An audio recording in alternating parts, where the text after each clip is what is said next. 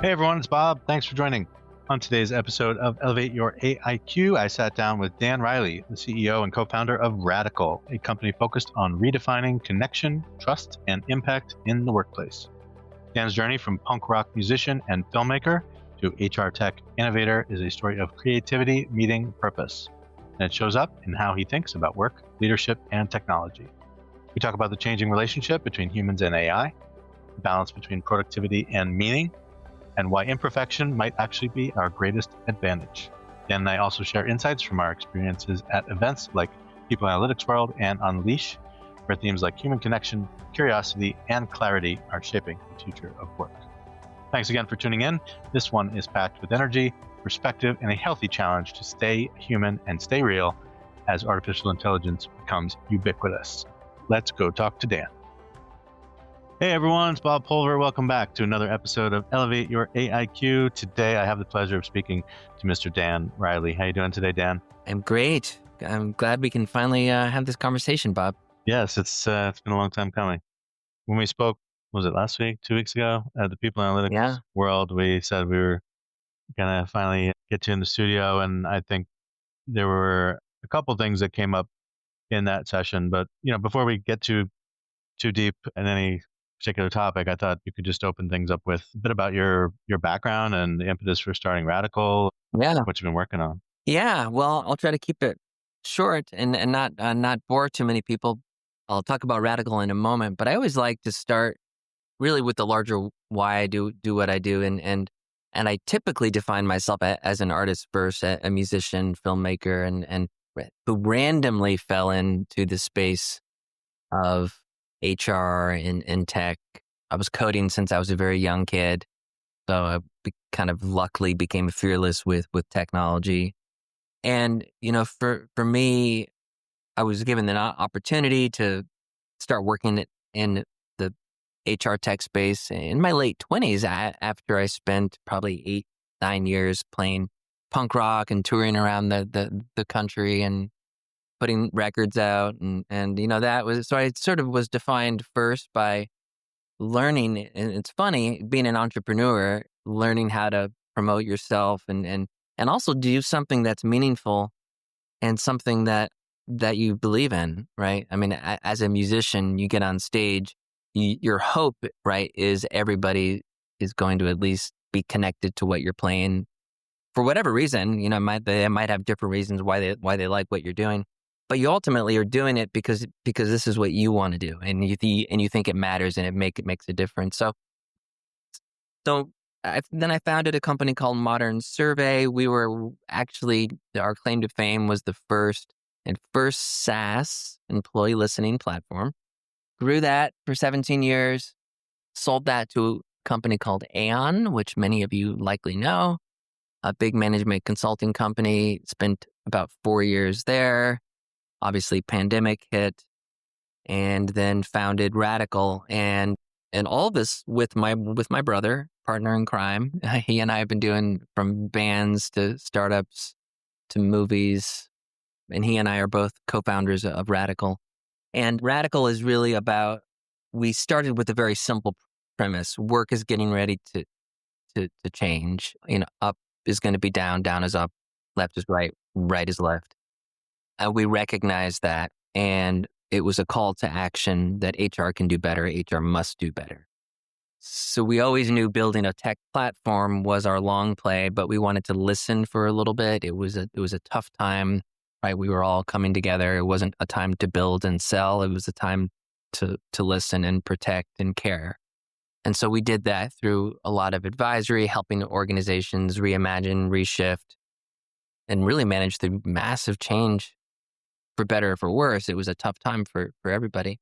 And then have just recently launched our tech platform, which ultimately is all about driving work impact and about connection and trust in the workplace.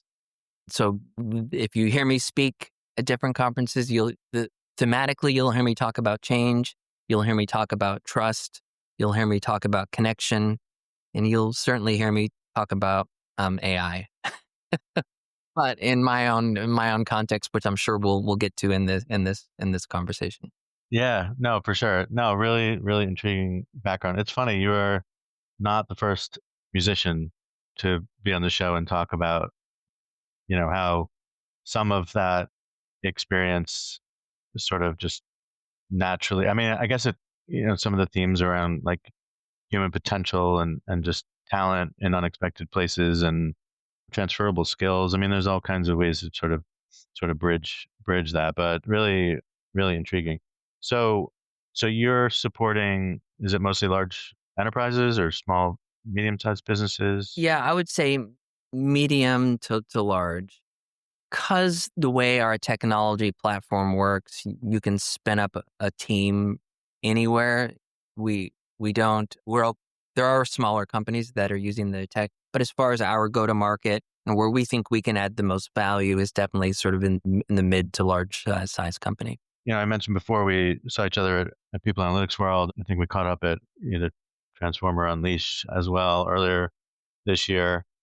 This year, 2025, I was fortunate to go to a lot of these conferences. I didn't make it to Unleashed World in Paris, so I'm curious to hear about that. But as you think about the events that you've attended this year and the folks that you've talked to, either questions you got when you were on stage or just through sort of peer conversations. I mean, did that hopefully like reinforce some of the themes that you're going forward with this new platform and some of the work at RADICL? Was there anything that surprised you? I'm just curious to just get like kind of general sense of how the reception was with the topics that you focus on. It's a great question, and yeah, so I was been lucky enough to attend and speak in some capacity, whether it's on panels or doing keynotes or moderating or emceeing at all the conferences you brought up.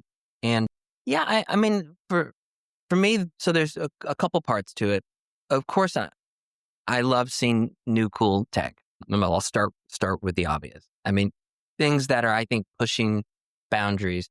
Companies that talk about, we're moving away from the surface, right? The anti-technology, but it's high tech, and organizations that are really understanding that for technology to work, it has to be solving a human problem in the flow, in the moment. Can't be just another place, another piece of technology that's modular that gets added to your tech stack. And so the companies that get it right understand where they fit in the ecosystem. And there's some really cool, I mean, we could spend hours talking about some of the, I love some of the new tech companies that are out there, but the biggest theme across all of these events, and I love, for those who are listening who might not know, so People Analytics World is just what you'd imagine. It's pretty much some of the smartest people in the room. I mean, all the conferences, there's smart people in the room. But PA World, you get this, like, these very data rich, almost, you feel like you're surrounded by professors sometimes, and I feel out of my league sometimes in those events. Yeah. I mean, you are technically, there's probably half that have PhDs. Oh, they do kind. for sure. Yeah. I joke, and I mean, I've hired plenty of PhDs, and I joke that I play one on TV, but I, between that and Transform, which I love, and Unleash, which is an amazing show, and I was at the Americas show and the World show in Paris just recently, just got back. The main theme I think is I would say is human connection. And I know we've been talking about this for a while, but it really feels like it's top of mind. Every panel I've been on, that comes up. It isn't, if we talk about strategy or how do you get it right, it isn't just about productivity. We're moving faster. Even in talent acquisition conversations that I was having, that was the stage that I emceed at Unleash, when we're talking about, how do we build and find and engage global teams? How do we attract top talent in global companies? It still came down to a very human, a human reality. So I think this idea of the stuff that really matters and will set companies apart are those who understand balance, and those are the ones who will get it right. And that means having a very specific strategy with AI. So it doesn't mean you ignore technology. In fact, it means you embrace it. But you embrace it for the right reasons. And you you really make sure your people are involved in creating the future and not allowing the technology create the future for you. And so thematically, I think that's from some of the best keynotes that I saw. I typically have said often that the most beautiful part about being human is the fact that we're imperfect. And I think that that's starting to resonate more. It's like, it's understanding that, yeah, we are imperfect, but that's where the best ideas come from. And to sort of create perfection through AI is starting to break the rules of what is a human, right? From a philosophical standpoint, because a human isn't perfect. So are we trying to replicate humanity, or are we just trying to speed up tasks, which is fine? And I think there are great, incredible. I mean, especially in the research space, and AI can be used for good. But I challenge all of us to make sure we continue to keep an eye on it, have guardrails in place, and so thematically, that has definitely been spanning across all these events. So I think when I think about that sort of human and AI kind of partnership, I mean, I don't think that is ever going to go away at this point. And so people need to just understand, like, this is now along for the ride, and it's not getting out of the car. And so how do you take the best of, how do you make sure that it's helping you be safe? How do you make sure that it's helping you come up with, better ideas? How do we strengthen our confidence in the decisions that we make? But you're right. I mean, just from the shows that I've been to, starting with probably Transform, just in terms of the big events, the industry events, not any vendor specific events, it just seemed encouraging in my view, in terms of everyone accepting that we have some level of responsibility to make sure that we're building, designing and using these tools in a responsible way, in an ethical way, in a fair way. And so, how do we make sure that everyone is equipped to sort of embrace that? And I think, to your point, I think bringing people along for that ride, helping them craft that journey, I think is really important. Otherwise, they're going to be dragged. You're going to feel like they're being dragged, sort of kicking and screaming. Yeah, that's exactly right. And I think that's where, one thing we focus on, and what Radical focuses on too, is really having crystal clear clarity in an organization as best you can. And that has everything to do with why are we here? What's our focus? What does success look like? And when it comes to AI, what is our strategy? And it's okay. And in fact, I would challenge any organization that tells me, "Oh, we've got it. We understand exactly how it's going to benefit us in the next 5 years." I'd be like, "Really? You you do?"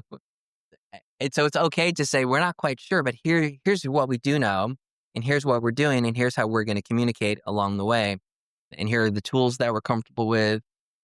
So, I mean, we have data that tells us, and a lot of organizations have, and research studies have data that some of the best users of AI actually don't talk. It's like Fight Club. The number one rule of Fight Club, we don't talk about Fight Club, is you don't actually talk about how you're using AI. You actually don't want to spotlight or amplify, "Oh, this is doing 60% of my job." As so one of my favorite at Unleash Paris was Scott Galloway's keynote, which I could quote some of that. But one of the things he said is and has said, not just at that event, but, and if you're not aware of who he is, for those listening, he's a kind of a little bit of everything, but mainly he's a big podcaster and a professor and a personality for sure. But he said AI is not going to take your job. It's people who know how to use AI well are going to take your job. That's his point. It's like, let's be clear. It isn't just AI in a box. It's actually AI put to work.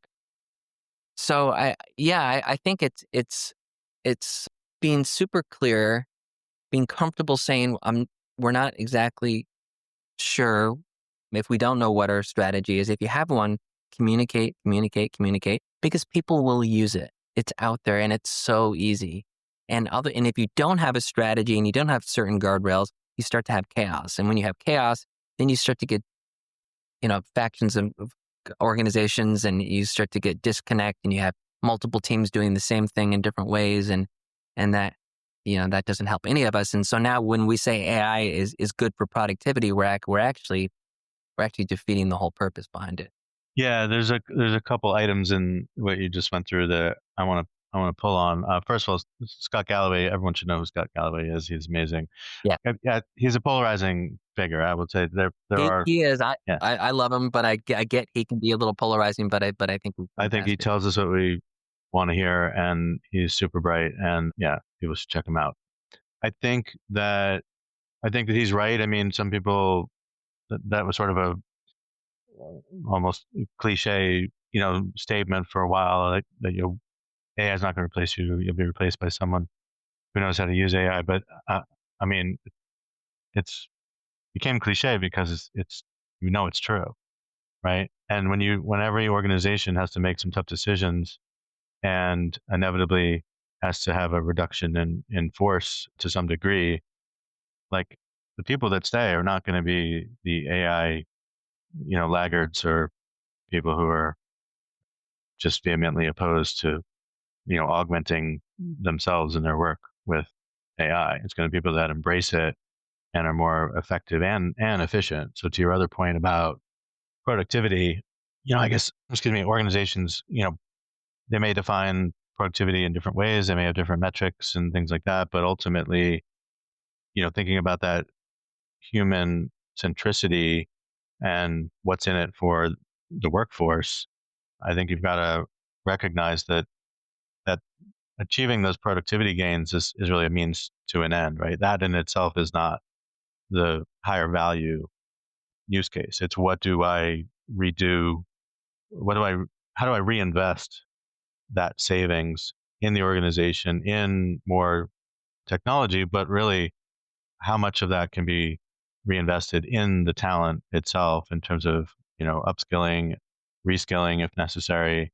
But how do we make sure that the people who are going to stay in the organization are as well sort of equipped, and we sort of augment the things that they do as best we can. So we start to just incrementally move everyone towards higher value activities. And I think it's moving those to higher value activities. And also, what we have to be really careful of. Yes, we all know, AI can help us and do a lot, but the problem is we don't want to just be a communication vessel, right? As a human. And so I challenge organizations sometimes on this. Like, do you really understand? Like, I always had a, Hey, we're the payroll baddies, and our mission is to make payroll fun and relatable. And call out industry when we hear it. You gotta call it out. You gotta call it like you see it. But we also gotta shine a light on all those unsung payroll heroes out there, making sure we get paid. Yeah, those are the real payroll baddies out there, and we love sharing their stories and showing them love. With gold chain and everything, baby. By the way, SAP is the best payroll out there, and if you don't like it, Get out. Both sales teams that we have in my last few companies, I always say, look, if you had to walk into a room and sell our product, and all of a sudden all the power went out, you had no slides, you had no notes, your laptop was dead, you couldn't demo, could you do it? Like, could you talk about it? Could you actually have a conversation human to human with the room and get them excited and still win the business? And so I think that, I apply that to how generative AI has been, especially with younger kids and but certainly workers too. I fear that we're losing sight of the larger concepts, and we are being more productive, but we're kind of putting ourselves in the corner because we're not learning and we're not really understanding. So when it comes time to actually be, to imagine new ideas or to disrupt or to innovate, AI by nature isn't curious. AI by nature isn't conscious. it sort of regurgitates, and it does an amazing job at it, and it does it at rates billion times faster than human beings can. But where humans have had the special sauce, and will always, I think, at least for now, will always have the leg up, is that ability to think of something completely new that hasn't been thought about. And the only way to do that is really understand the current and the present, and that's reading, and that's understanding, so it's not just it's almost like the modern version of Cliff Note, right? Like back in the days, we would, to quickly get through a book report, we would go grab the Cliff Notes and wouldn't really read the book, and you lose the whole point of the art of the book and the beauty of the book and the words.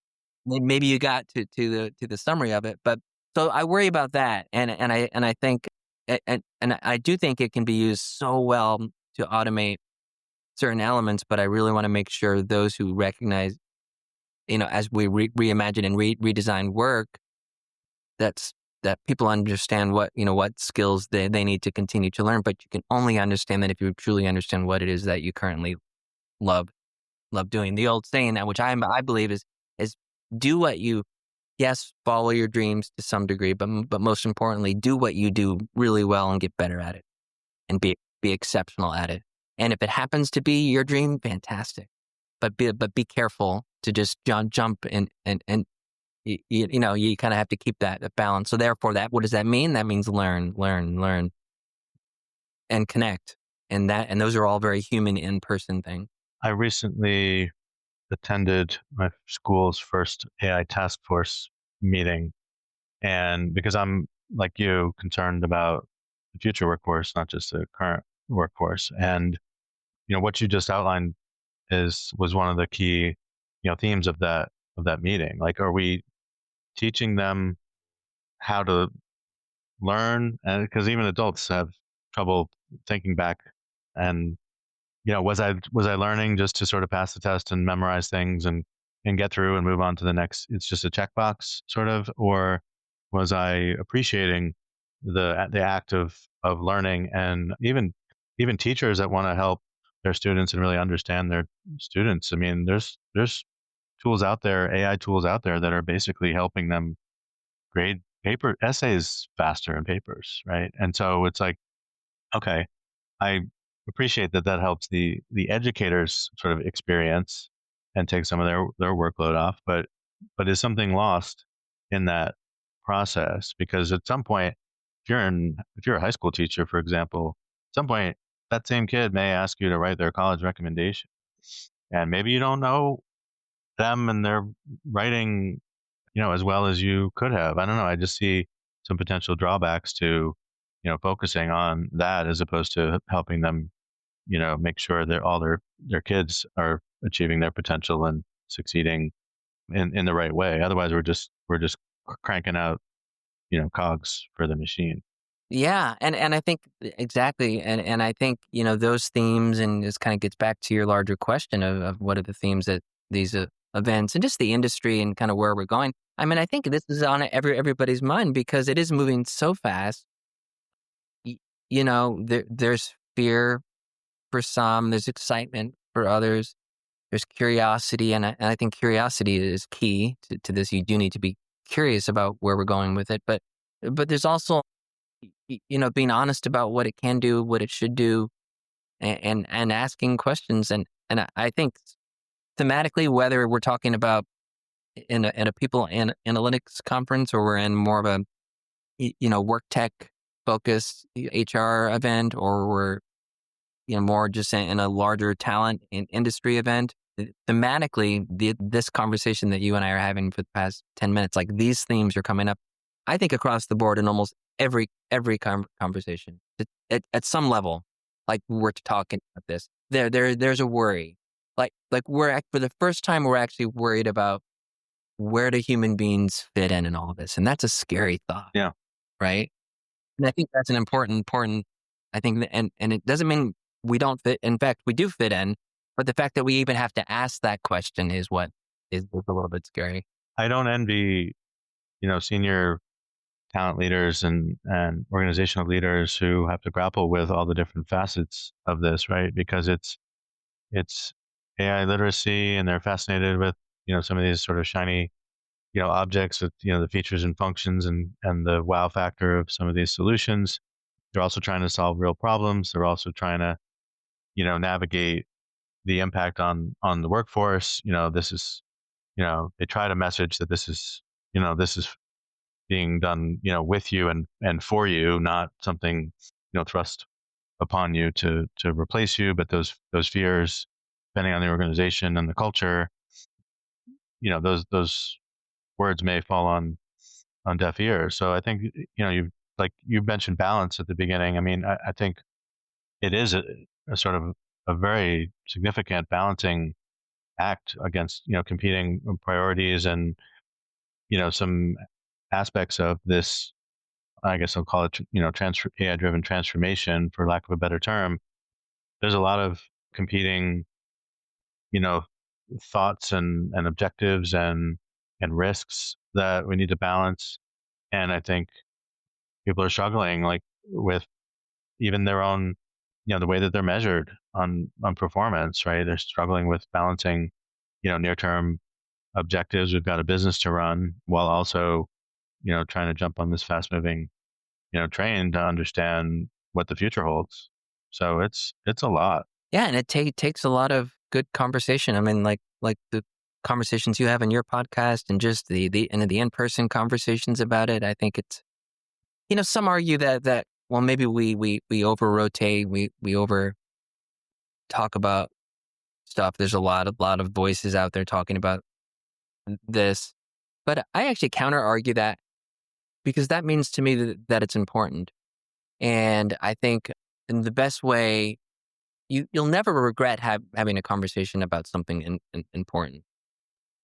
And regardless of what level of skill or even knowledge you bring into that conversation, I do want people having conversations and taking time to listen and learn, because that's how we grow and that's how change happens. Right? If we just sort of say, well, let's let the really smart people who know everything about it have the conversations about it, well, that's not going to get us very far. In fact, the opposite needs to happen. We need more voices who are hungry to learn, and who who, as I always say, sometimes the quietest person in the room has the biggest game changing idea, and we just need to amplify and spotlight voices more and give them opportunity. And those of us who are privileged enough and lucky enough to have a microphone to hand, doing that is so important. And I think that's what allows this. So I do love that this is conversation. And so I love the work that you do, and just bringing this to the surface. And yeah, I urge everyone to, there's no bad, as the old teachers say, there's no bad question or dumb question you can ask about AI. Like a lot of so many employees don't, a lot of employees don't get it, quite understand it. And that's okay. It's completely, like, the only way you're going to learn is to ask and learn and communicate and talk and say, oh, I see. So this could actually, what takes me, an hour and a half right now, I can do in 5 minutes. Wow. Okay. There's something else I had in mind that I wanted to do. So maybe I can start to do that now. Great. All like that's progression. That's change. One of the benefits that I get from joining, webinars and different, sort of sessions on these topics is, it's not, I mean, I do learn from them. There's always new things to learn, but I also pay close attention to audience, questions and comments, right? Because I'm always surprised. I guess I shouldn't be surprised, but I have to recognize that I'm often in this sort of echo chamber where, I live and breathe, these topics all day. And so, but there's a lot of people that, to my earlier point, are just heads down, trying to just, get their paycheck and do what's being asked of them, and maybe not much more, because they don't think they have time for it, or they're trying to balance, work and life and things like that. But I think, going back to, some of your earlier work in listening, social listening, employee listening, I think that is more important than ever. I mean, when I started doing it with when I was at IBM, it wasn't even. I mean, social media was new, so there weren't, for B2B, there weren't even they weren't even necessarily focused on those types of use cases. It was more B2C, brand reputation. What are people saying about my product and service or whatever? And then it evolved to, B2B. Let me think about, reputational risk. Let me think about these other ways to identify, partners and what have you. But at the same time, of course, IBM being IBM, we did deploy a lot of those tools internally so that we could anonymously and in aggregate look at some of the conversations that were taking place and understand some of the themes, general sentiment around different topics and things like that. And then you had much more targeted sort of listening or social analytics tools around specific topics. So they used to have these things called jams, right? They'd get, sometimes 10,000, sometimes 100,000 or more people all talking about different themes, fleshing out ideas or whatever. And then you have the ability, just like someone could technically do now, if you're posting on LinkedIn, for example, you're posting publicly, you can start to, sort of pull together, similar ideas to make a stronger idea. Or maybe you're just looking at someone's own sort of, posting, history, and you start to get an understanding of how they think. And maybe you use that for, talent sourcing. Hey, this guy would be a great addition to this team, or this person has the kind of, bold, ideas, or they're good at debate, they're good at conflict resolution. Like, there's all kinds of attributes that you could, decipher from that. But I just think the benefits of that type of social listening, I imagine it's only been, sort of turbocharged these days with some of the ways that AI can, derive real-time insights from some of that information. But it just kind of makes me think about how these technologies go in waves, but we don't really necessarily outgrow them. I mean, we just find new ways to employ them. And so listening, I think, is one. And then you and I talked about like social network analysis, organizational network analysis. There were some examples of that at People Analytics World. And it just, I was having deja vu, as I think you were too. Yeah, I mean, so the employee listening, social listening side, and you're right. I mean, kind of the B2C, and it's funny, and it still is to this day. I think it's getting a little better, but it was always so much more further ahead than listening to your people, and it always baffled me. And one reason why I started the company that I did. Of course, we have to care about what our customers think, but there is, as we know in the IO world, it's if you take care of your people, right, you'll create loyal customers, right? There is a model that is kind of it's proven itself out time and time again, but yet we jumped right to our customers because that was where revenue was coming from. So organizations would go there to what do we need to adapt? How do we need to adapt? Is retention still good? We're going to have a repeat customer? How do we grow? So you went to all the questions that to me should be a little more outcome based of taking care of your people. And it doesn't mean you shouldn't. Of course, I still think, B2C listening is critical and important. But then we kind of started with, back in the day, employee satisfaction, which was very high level, and 125 questions, and once a year. Then we started to get a little more. Then we started to tighten it up and say, all right, well, actually, it's more about engagement. It's not so much about being satisfied; it's about being engaged. So showing up more, and then I think instruments started getting more sophisticated, and indices and questions we asked, and how we used the data, and then we started to move. And then that still wasn't quite enough because it was still what I call a little bit of a Polaroid experience, which means it was still a snapshot, rearview mirror. Stuff was moving too fast. So then we moved into this continuous dialogue or continuous listening or always on or whatever you want to call it. And then that started getting very chaotic. We almost were getting too much data. Because some organizations were saying, well, let's just go out to our people, chaotically without thought or intention every month, and maybe we'll do certain sampling techniques, and we get lots and lots of data. But now the problem is you're getting so much data and you're not delivering back to your people what you're learning. And the whole point of asking a question is to actually do something with what you learn. And so it started to get super chaotic. So then I think we started to graduate a little bit more around, all right, the experience. What is someone feeling? And that's where employee experience started to grow out of that a little bit, which tried to encapsulate a little more of intentional, in the flow experience. And now I do think AI is a big plug-in component of that. I mean, it is amazing how helpful AI can be in helping even a group of people understand each other more efficiently. Like quickly, what might take 3 days of offsite planning sessions takes 30 seconds now, right?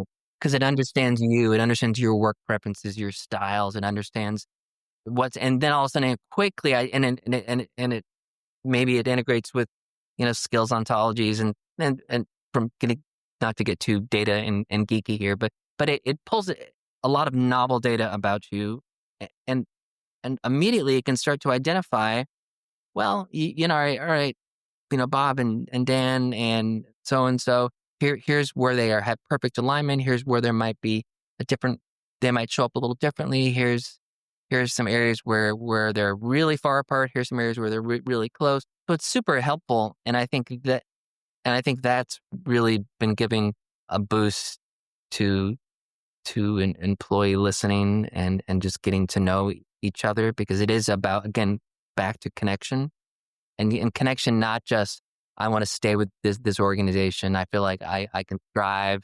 I feel like I believe and trust senior leadership and all the classic things that we have historically done. And a lot of companies still ask those questions. But now we can just derive them and we can understand them and we can actually see them through real data and the flow data and the moment data through action, not just through quantitative responses.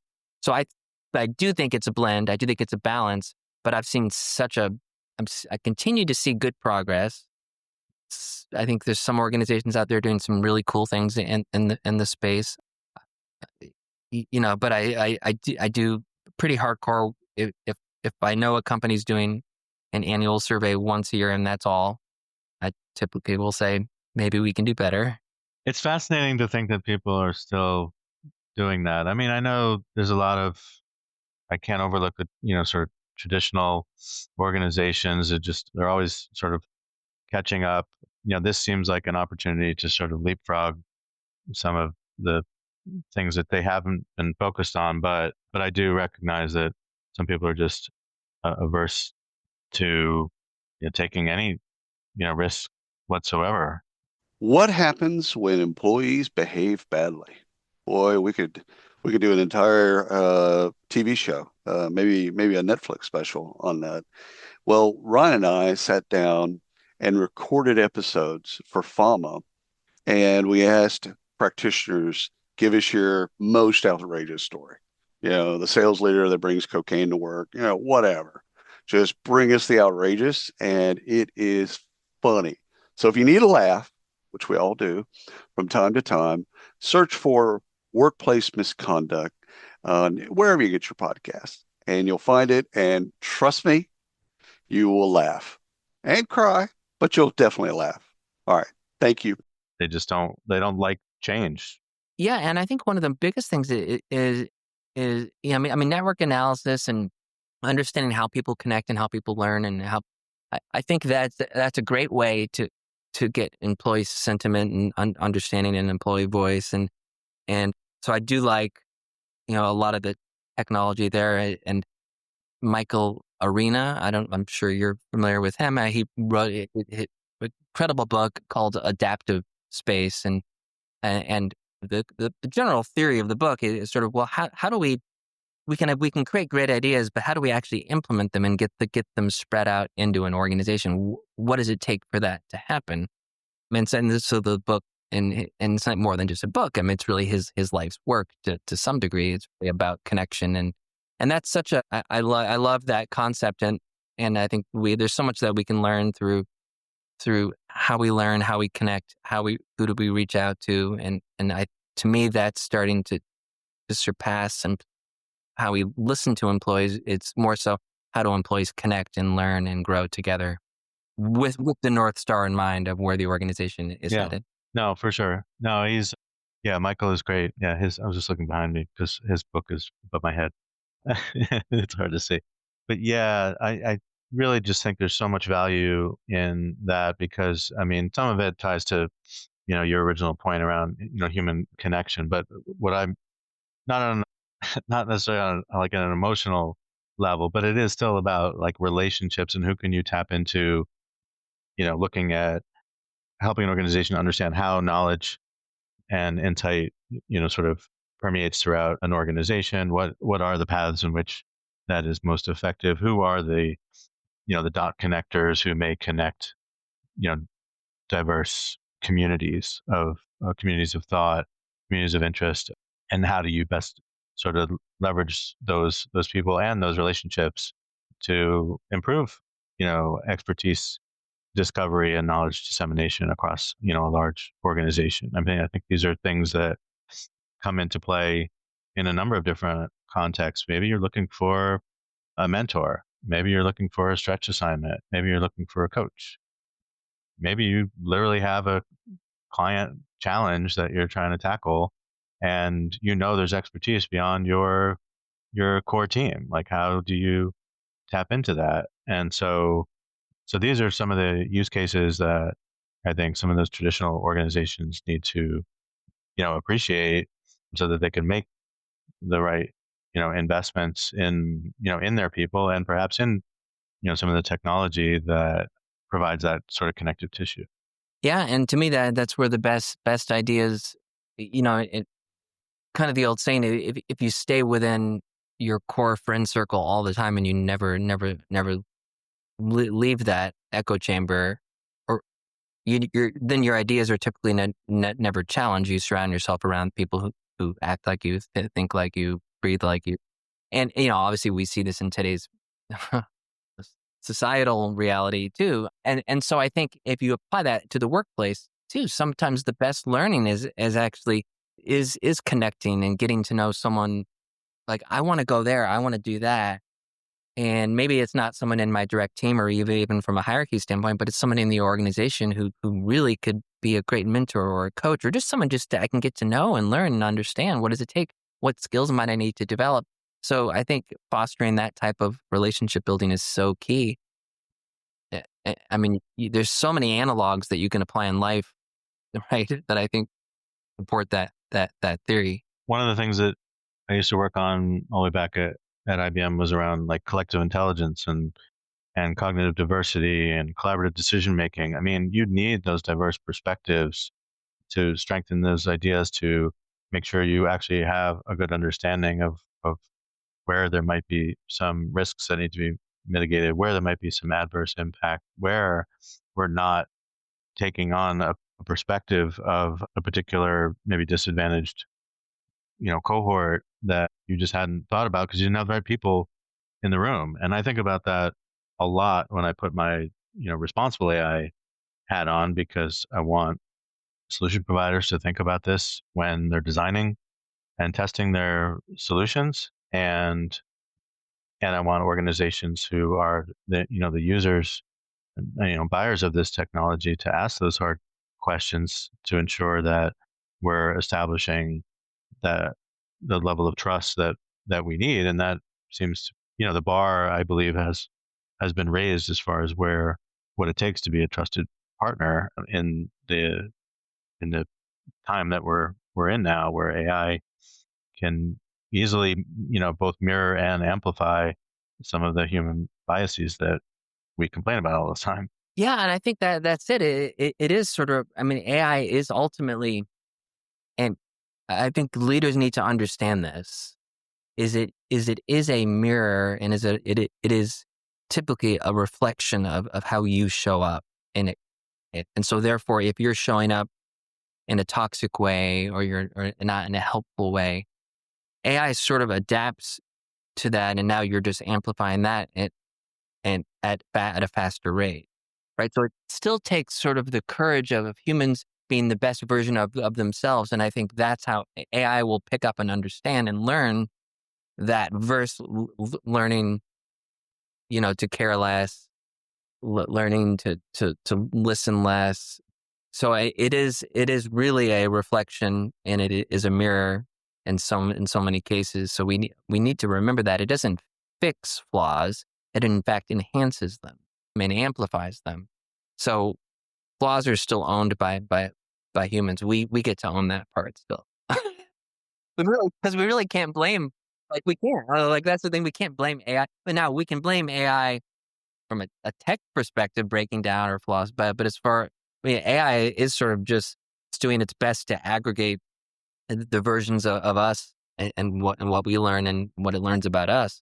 So I think the more we show up as the best versions of being human, the better chance we have with making AI successful as well. No, I also think, if you let AI sort of analyze people in aggregate across a team, an organization, whatever, it can help you identify how best to sort of compose, maybe a new team and say, okay, these people are, yes, they're not perfect, to your point, but the way that we see, this person's strengths matched against this person's, weaknesses or whatever, you can collectively sort of, compensate for that. And then again, it goes back to having this sort of balanced team where you have, those imperfections kind of, balance out in some ways.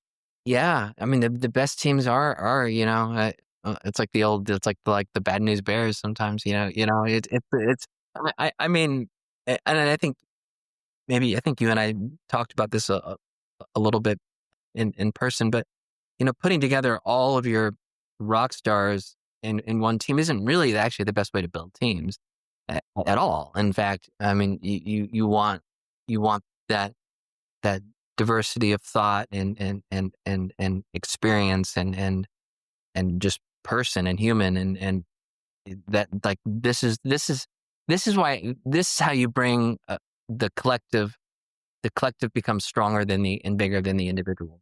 And I think the more we just need to do more and more of that. And look, being humanizing as I don't know if it's officially a word, but I use it sometimes, is hard.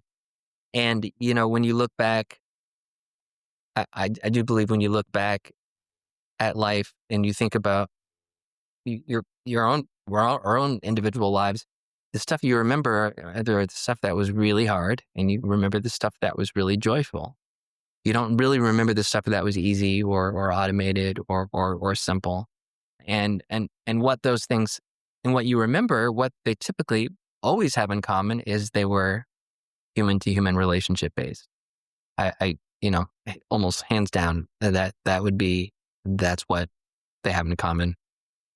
The really hard things in life, you don't think about. Maybe you were trying to back up your iPhone and that was hard, but guess what? You forget about that pretty quickly.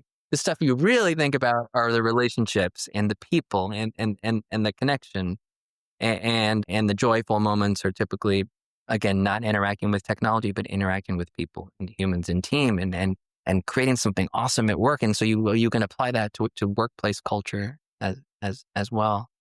I always like to remind people of that. And those final, like, if you really think about those memories that stick with you, and what do they have in common? It's humans being human. Yeah, I totally agree. You're going to remember, how people made you feel or how that relationship made you feel and what you were able to accomplish together. I mean, I think those are some pretty meaty topics that you're going to enjoy thinking about when you're hopefully retired one day from all of this. We'll see. We'll see if I ever retire. I mean, it seems like there's so much to do, right? There's so much left for me to do. So, Dan, I was curious, like, just, I guess this could be sort of personal or professional, but are there any, things are moving really fast, but are there any, like, Gen AI tools that are particularly intriguing to you for good reasons or bad reasons? Well, here's my advice on how to think about that. It is, number one, to learn, experiment, understand what you're trying to achieve. I mean, where I have a pretty large tech team now, and we're building new technology and bringing in AI prompting left and right, and we spent a year and a half on the science of trying to get it right, and there are some pretty powerful tools out there. I think you have to be, but I still think I guess it comes back down to that partnership between the AI tools and human. I mean, even in coding, for example, AI can code so much, and you can stand up tech apps so quickly. But for the most part, for any entrepreneur who's listening, for the most part, AI overcodes, it overcomplicates, and scalability actually gets very challenging. It creates something faster, but not necessarily better. Now, it's getting better, and there are certain tools out there that are great for that. As far as just sort of the standard user-based generative AI tools, I mean, right now, still, I think 85-90% of the market. I mean, obviously, ChatGPT is kind of the go-to for most people. I think Perplexity is a great tool. I think Experiment. I think for the most part, they're starting to, to leverage consistent data. But I guess I would urge everyone to whenever you're trying to get information out of from a generative standpoint, make sure you read it. This is like I sound like a teacher, but really read it. Like don't just assume it's going to get it right. You go through it, take the time, and then if you don't, and look, and you can adjust it through adding unique prompts, or just take it and use your own voice and words and thoughts and especially if you're using it for coding, or if you're using it for data analysis, or whatever you might be using it for. I mean, it's incredibly powerful, and it's awesome what the technology can do, but it's far from perfect. And again, it's not as curious as you think. And I want everyone to remember that it truly isn't. It isn't sophisticated to the point where it's completely reimagining something the way we as human beings can. Now, it does a great job of, I think, of prompting you potentially to reimagine something. So I love that part about it. So I will be. I think that's key. It might make you think, oh, that's interesting. Now that made me just think of something maybe I wouldn't have got to, which is in fact the human brain working at best. So I do love that about. So so it's a great tool for that reason. But that'd be my answer. I mean, there's so many great tools out there. Just be cautious. Tread lightly, as they say in the tech world. Pay attention to it. Don't assume it's necessarily right. Trust in yourself more. Yeah. So that would be my we can't lose our critical thinking. And I like the way you describe how it's it's sort of talking to you. It sounds like it's curious, but it's a synthetic curiosity, I would say. Yeah. Well, and we could do a whole nother podcast on sort of the relationship of people, the synthetic relationships and that's a whole nother, and that's scary, because I think that gives people peace and it's easier, but again, we're losing what it means. Like the hard stuff is the stuff that makes it important. And if you remove that from the equation, you're removing humanity from the equation. So I really want to challenge us as humans to let's embrace AI, of course, but let's not forget about the imperfection and the tough stuff and the tough conversations and the debates and disagreements that are all in fact really good and really healthy. But let's not substitute the human connection that you spoke about. So I agree. I know Scott Galloway will agree as well. Yes. Well, because I'm sure. Well, maybe he'll listen. You never. I mean, look, glasses, shaved heads. I mean, look. He could be the triplet, right? But I know he's really concerned from a social science perspective, especially young men. So really important message. And there's enough data to back it up. Yeah. And that's the thing. It's not just an opinion. There's like real. Yeah. This is a real app. This is something we all need to be paying attention to. Dan, it is awesome to talk to you. Thanks so much for spending some time with me and sharing your perspective. Yeah, I definitely sense a sequel to some of these topics that we Yes. get to cover, not to mention all the ways AI is impacting the creative pursuits, which I'm sure you've got Oh, yeah. opinions on as well. So Oh, I definitely. Well, Bob, yeah, thank you for inviting me on, and this was an amazing conversation. So much fun. Yeah, definitely let's do a part 2. likewise. All right, sounds great. All right, well, thank you again, Dan. Really appreciate it. And thanks everyone for listening. We'll catch you next time.